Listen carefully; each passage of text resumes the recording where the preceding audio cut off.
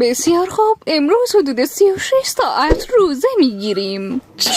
خیال مغز دیوونه شدی؟ هیچکی نمیتونه تحمل کنی. چرا میتونی تحمل کنی؟ بعدا ازم تشکر میکنی، خواهی دید. همه چیز مرتب بمیده، نگران نباش. هنوز از غذای قبل گلوکوز داریم. احتمالا وقتی گرسنگی بیاد مغز همه چیو خاموش میکنه. امیدوارم همینطور باشه روده. 1 روز و نیم بدون غذا خیلی طولانیه زن.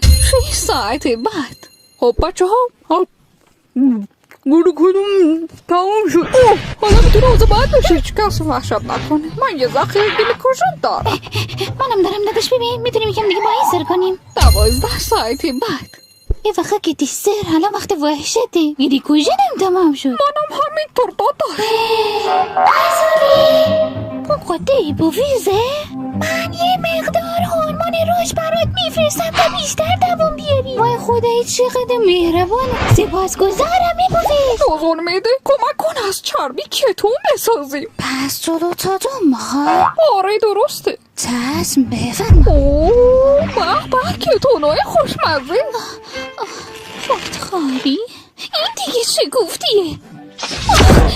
این مرمور شدن چیه؟ خدا بالاخره وقت پیدا کردم این سلولا رو تعمیر شونم. این خرابه، اینم یه پروتئین سمیه، اینم یه میشروبه. برو تو سد. آره حالا خیلی بهتر. وای دارم از درون ترمیم میشم.